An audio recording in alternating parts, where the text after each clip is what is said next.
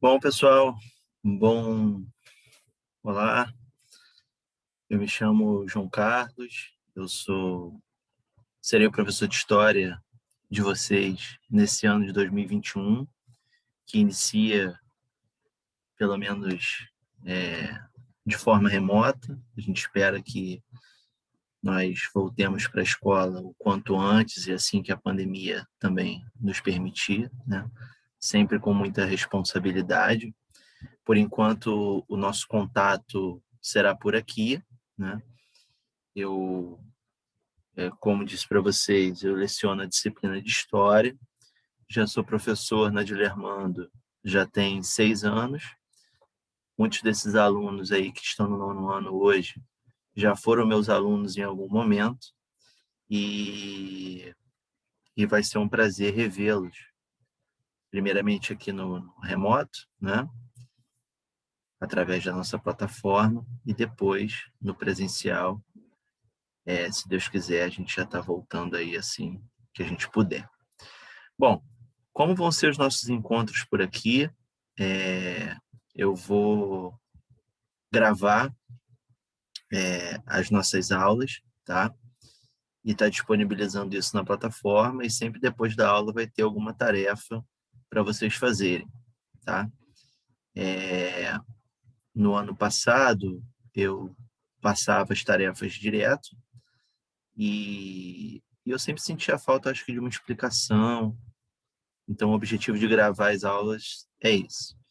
Eu vou estar sempre acompanhando o nosso material. Desde o ano passado, a disciplina de História na prefeitura voltou a ter apostila, tá? Então, eu vou estar compartilhando a apostila aqui com vocês na tela. Vou fazer a leitura do texto e vou fazendo a explicação em cima do texto, tá? Então, o nosso trabalho ele vai ser assim, tá? Inicialmente. Como vocês sabem, esse ano a gente está fazendo 2 anos em um. Ano passado, a implementação do ensino remoto não foi muito bom, né? Muita gente ficou sem aula. A gente espera que esse ano seja um pouco diferente. E então, o que que a gente vai fazer nesse ano, né? Nós vamos estudar o oitavo e nono ano dentro do nono ano, tá bom? Então, o primeiro semestre, nós vamos trabalhar o oitavo ano, os assuntos de história do oitavo ano. E no segundo semestre, a partir de agosto, nós vamos trabalhar os assuntos de história do nono ano especificamente, tá? Então, eu não vou me alongar muito, porque a gente tem muita matéria para dar, já vou entrar logo com conteúdo, tá? E vou fazer o compartilhamento da tela aqui com vocês. Esperem só um pouquinho, que às vezes tem um probleminha técnico. Deixa eu ver aqui. Só um instantinho.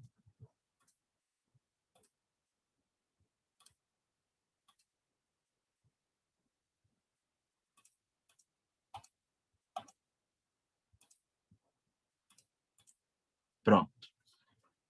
Bom, esse link é o link da apostila de vocês do primeiro bimestre de História, tá?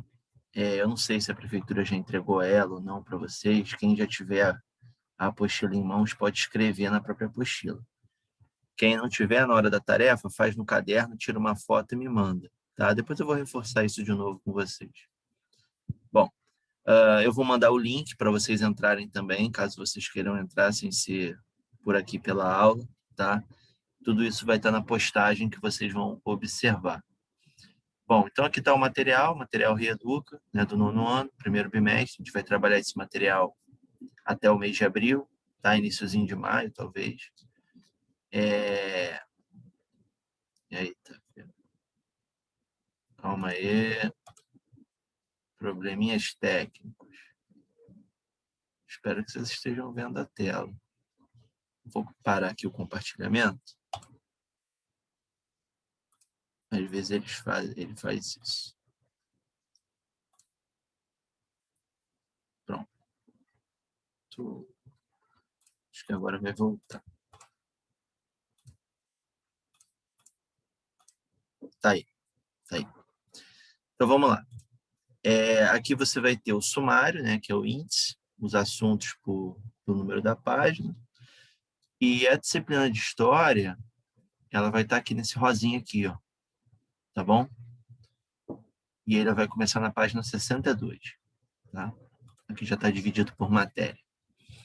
Bom, nosso primeiro assunto do ano vai ser o iluminismo. Tá? O iluminismo era um conjunto de ideias do século XVIII e que influenciou muitas revoluções no século XIX, tanto na Europa contra os reis absolutistas, tá?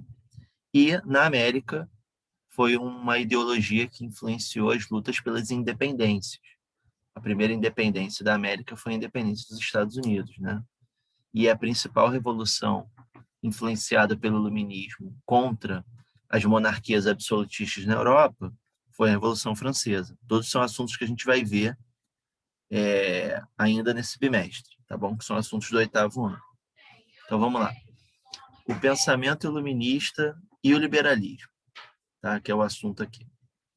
Essa corrente de ideias, que teve início no século XVIII e se desenvolveu, teve início no século XVII e se desenvolveu no século XVIII, pode ser entendida como uma mudança na forma de pensar a partir da Revolução Científica, que ocorreu no século XVII, em que o homem moderno passou a explicar a sua realidade a partir da razão e da ciência.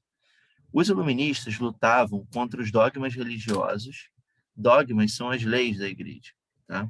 No caso aqui, a igreja católica, ou a igreja cristã, né? Porque já existiam as protestantes nessa época.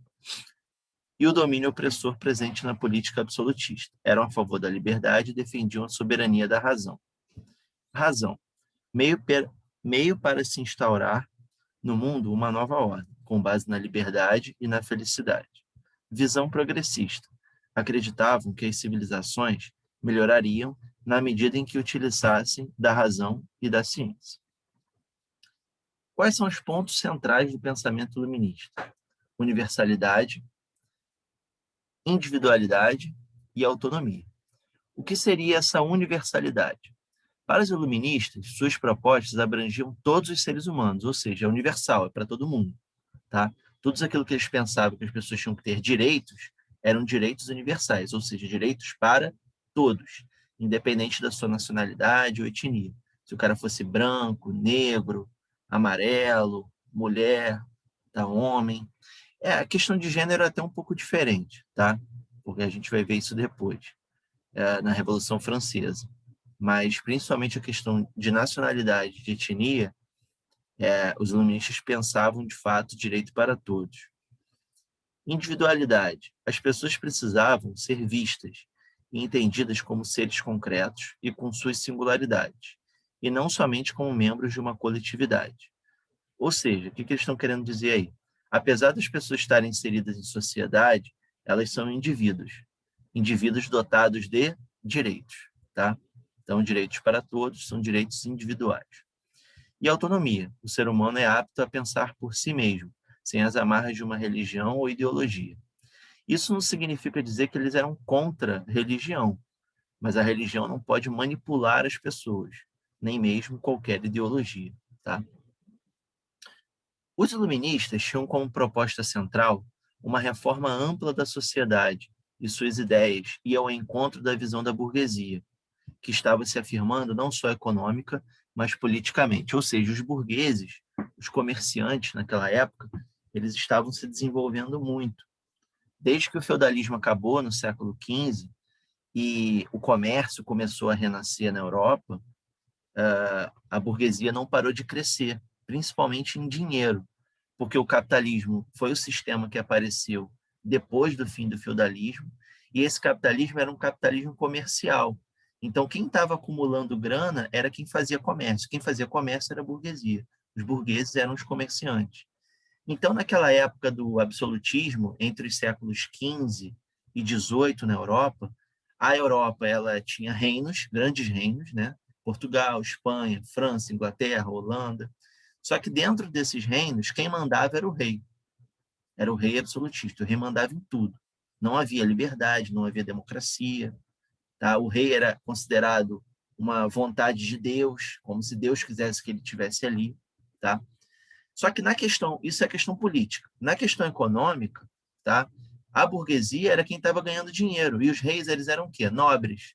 Os nobres estavam falidos. Eles só viviam de status. Tá? porque o nobre tinha aquela coisa de ser o nobre, o príncipe, o conde, o duque, mas era só aparência, tá? Porque era muito comum os nobres eles estarem com muitas dívidas, e aí o rei ajudava, o rei perdoava impostos, enfim. Já a burguesia era quem sustentava o país, pagando impostos para o rei. O que vai acontecer no século XVIII e XIX? A burguesia, que já tinha o poder econômico, que tinha a grana, porque eles eram os comerciantes, eles não têm o poder político. Por quê? Porque o rei mandava em tudo. Então, os burgueses vão começar a ficar insatisfeitos com isso, principalmente porque eles pagavam muitos impostos.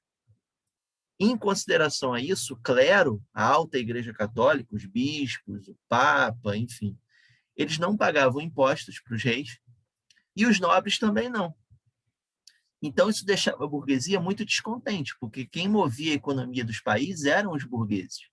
E aí, o que está acontecendo no século XVIII? Uma série de pensadores que vão dizer que o rei não pode ter todos os poderes para ele, que o rei não pode governar sozinho, que é preciso ter liberdade, é preciso ter liberdade na economia, é preciso ter liberdade na política, é preciso ter a valorização do indivíduo, é preciso ter igualdade civil, todos serem iguais perante a lei, porque a justiça na época era a justiça do rei, os nobres e o clero eram vistos de forma diferente, o povão e os burgueses eles eram colocados abaixo, como se eles tivessem menos direitos do que os outros, né?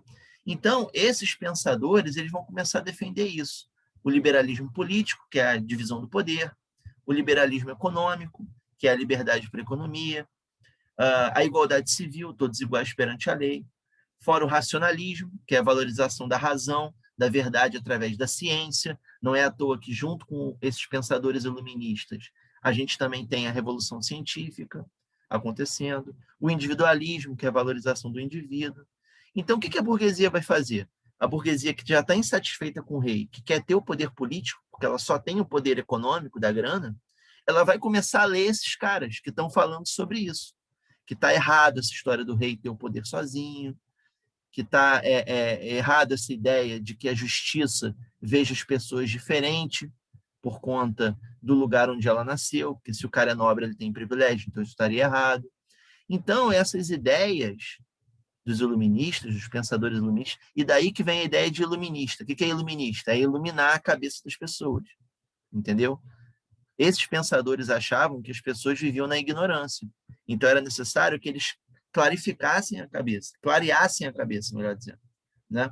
Iluminassem a cabeça e saíssem da ignorância, né? E buscassem o quê? Os seus direitos. Não é à toa que esses pensadores também vão defender a ideia de cidadania. O que é cidadania? As pessoas terem direitos. Então, a burguesia vai começar a se influenciar por essas ideias de liberdade e vai começar a enfrentar o rei. Daí que essas ideias começam, na Europa, a influenciar revoluções contra o absolutismo. E já na América, elas vão influenciar as lutas contra as metrópoles. Porque lembra, com as navegações no século XVI, os países europeus, os reinos da Europa, chegaram na África, na América e na Ásia. Foi assim que Portugal chegou no Brasil, certo? E aí, o que vai acontecer? Essas ideias vão chegar na América e eles não vão lutar contra o rei absolutista, igual na Europa. Eles vão lutar pela liberdade do seu país. Daí que os Estados Unidos faz a guerra contra a Inglaterra e se separa. O que é independência? É quando o país se torna livre. É quando ele se separa da metrópole. O que é a metrópole? É o país que coloniza, é o que toma. O que é a colônia? É o país que é explorado, que é dominado. Então, o Brasil era colônia de Portugal. Portugal era a metrópole. Os Estados Unidos era colônia da Inglaterra. A Inglaterra era a metrópole, os Estados Unidos era colônia. Então, essas ideias na América vão influenciar as lutas pela libertação dos seus países, tá bom? Mas isso a gente vai ver um pouco mais à frente. As críticas dos ilustradores, são os iluministas, os pensadores, porque eram vários pensadores, tá? A maioria deles eram da França, mas tinham também alguns da Inglaterra, tá?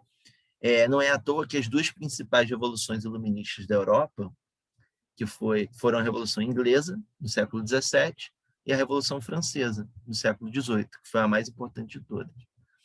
A crítica dos ilustradores eram direcionadas à tradição cultural e ao Estado absolutista. O que é o Estado absolutista? É aquele reino que o rei manda em tudo, tá? Por isso, suas propostas eram de transformação da antiga ordem para um mundo liberal burguês, com base no Estado constitucional. O que é um Estado constitucional? É que tem uma Constituição. O que é uma Constituição? São as leis que regem a nação. E a Constituição, acima de qualquer coisa, ela garante direitos, que é a cidadania, e ela também limita o poder de cada um. Ela divide o poder e fala até onde o poder de cada um pode ir. Qual é a diferença para o absolutismo? O rei não tinha limite, ele fazia o que ele queria. Ele é o absoluto, olha o nome, absolutista, absoluto. Ele é o absoluto, ele manda em tudo. Então, a ideia dos iluministas é exatamente acabar com isso, tá?